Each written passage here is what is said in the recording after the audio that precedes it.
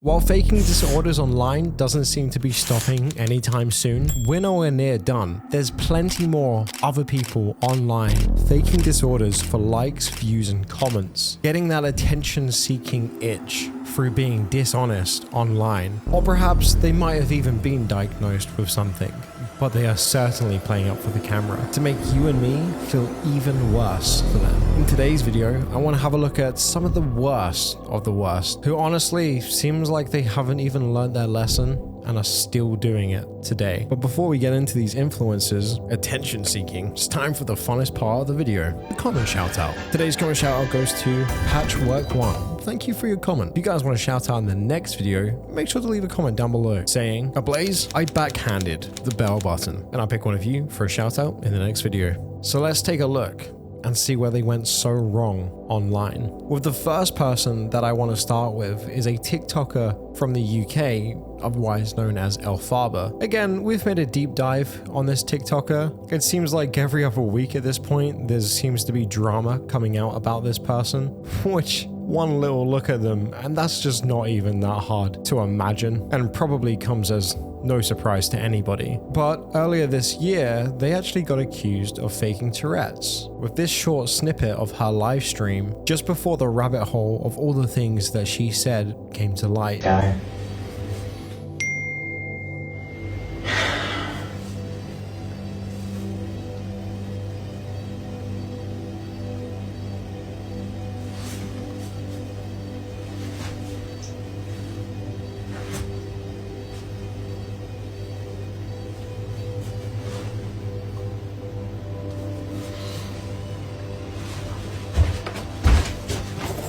Thank you for shopping at Tesco.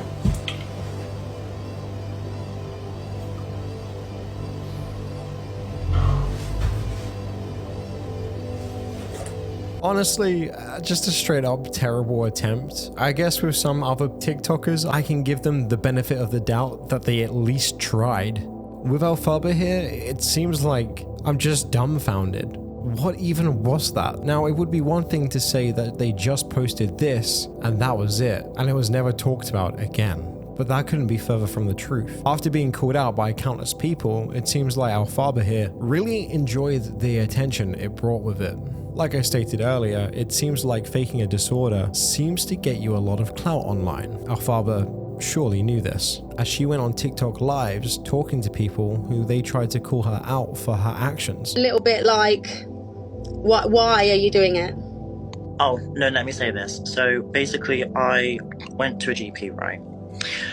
And I'm not talking about autism, by the way. No. Okay.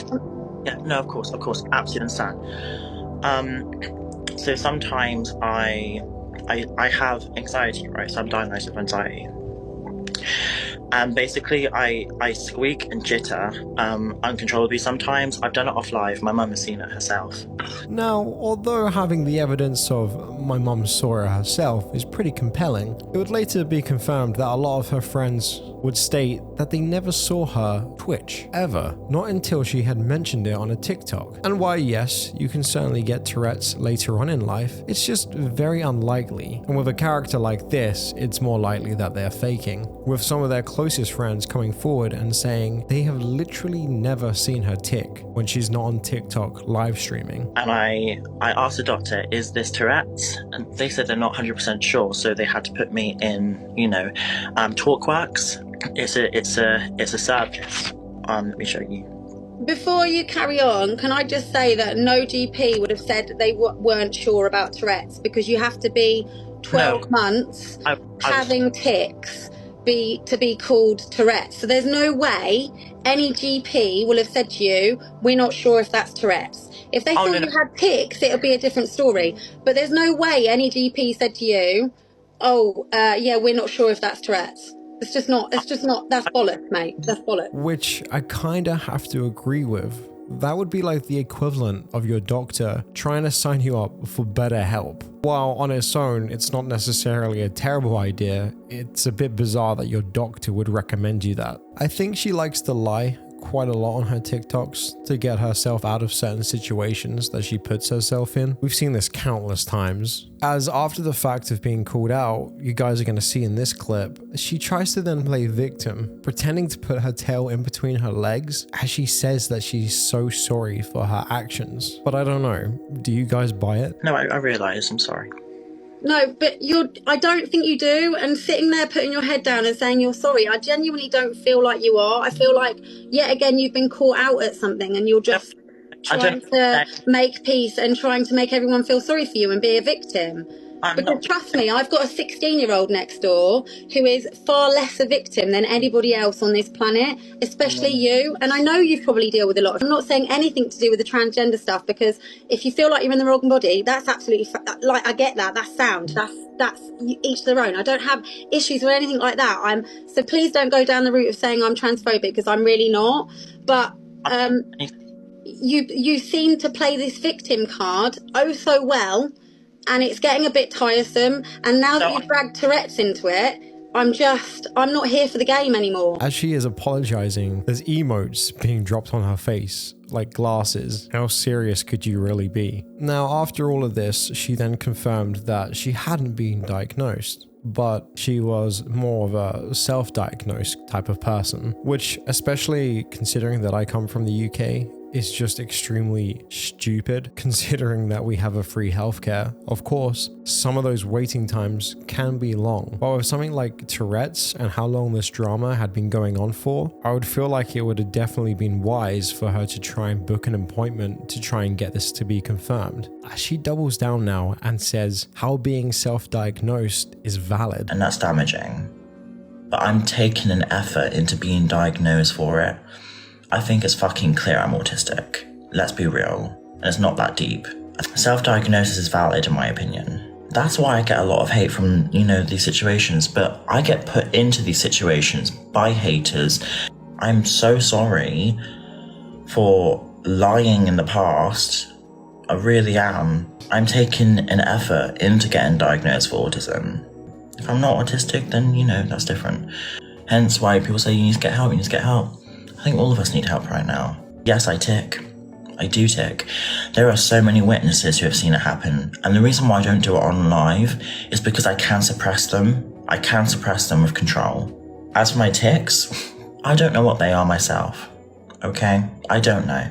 They are involuntary sometimes, and sometimes I can suppress them. I don't understand why. And so what? I can't really help it. I don't do it for attention. It happens a lot off live than on live.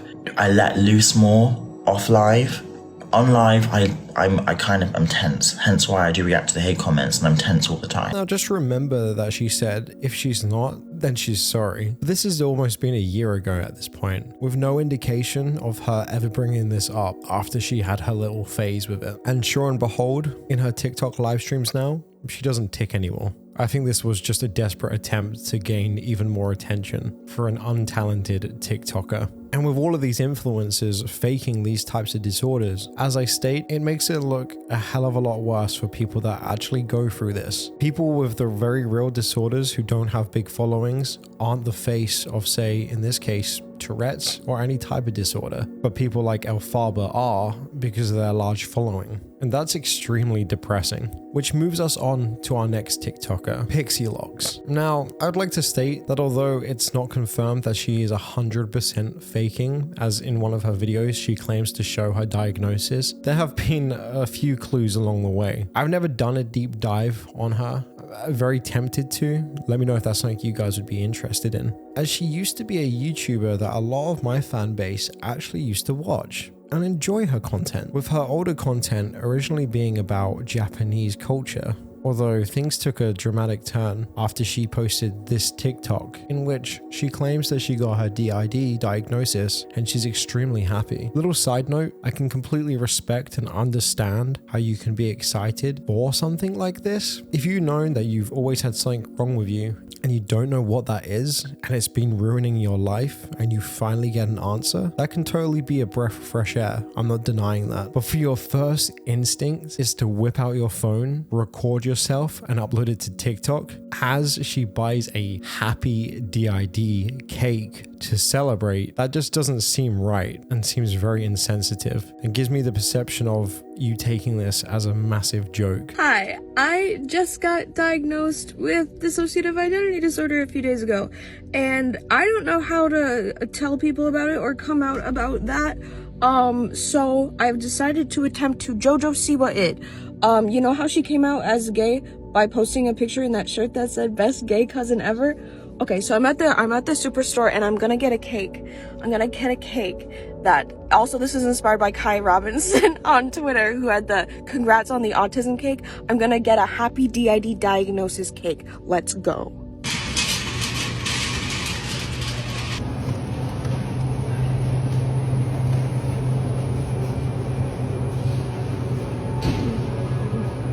Excuse me, could I get some writing on this cake?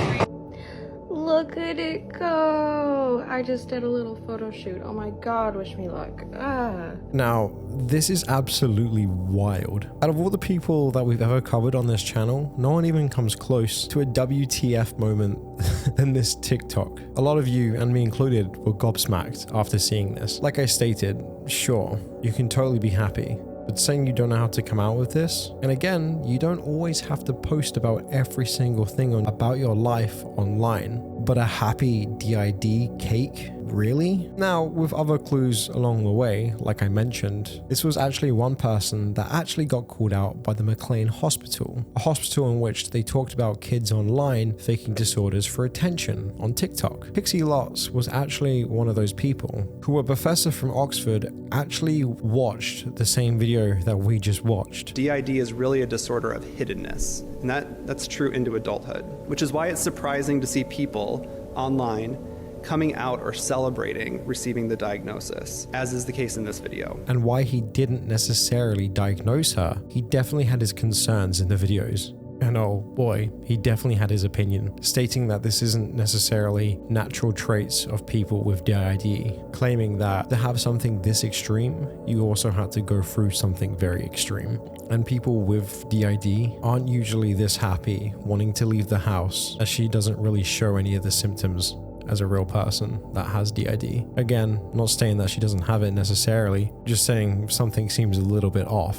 Now, her with a lot of other TikTokers also reacted to what the McLean Hospital did, and well, she wasn't best happy after that video came out, as she was one of the people that tried to get a petition to get the people involved in that live stream taken down, which seems very extreme to me. This presentation, titled Social Media and the Rise of Self-Diagnosed Dissociative Identity Disorder, is rife with harmful narratives that use real diagnosed DID patients and heavily implies that they are malingering. Even though we are reacting to these people, they are well within their right to upload any content they want and should absolutely have the freedom of speech, just as the same with McLean Hospital. Now, for a final person, someone who likes to play up for their mental illness a lot, and honestly had it pretty bad last year, to the point where a lot of people were extremely concerned for this person, Gabby Hannah. Honestly, there's a little video here of Gabby in the bath singing about being mentally ill, which again just rubs me and a lot of people the wrong way. This video was before her massive meltdown on TikTok,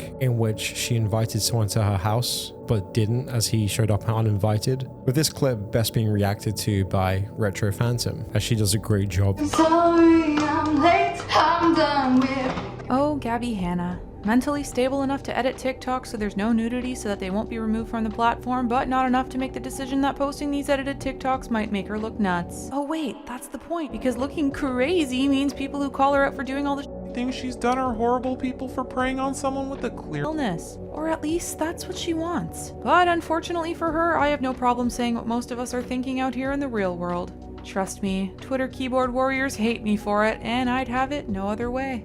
I can see her mind working in this video now, picking out exactly what haha so random raw XD thing she's gonna do to maximize how crazy she looks. Gabby, you're crazy, but not for splashing around in the bath singing. Trust me, we all capitalize on those good acoustics. You're crazy for constantly blaming others for your fuck-ups and trying to absolve yourself of responsibility for doing unforgivable things instead of apologizing, fixing your mistakes, and trying to do better. But that's the reality that these fake disorder people have created. They refuse to forgive people for making mistakes in favor of canceling them, leading to people desperately clawing at a way to portray themselves as the victim of the situation and have these same people feel bad for calling them out in the first place. When the easier option would be to call people out, accept an apology, and leave them to prove that they've changed instead of sentencing them to a lifetime of being the villain. Not that Gabby was ever innocent to begin with, but that's besides the point. It's a feedback loop that praises kids for figuring out how to enable their bad behaviors in lying and makes it nearly impossible to admit mistakes. Which honestly, couldn't have said it better myself. I feel like you almost have a duty when you have that many people following you on a platform to lead by example. And by creating these types of TikToks, it really gives a very bad example instead.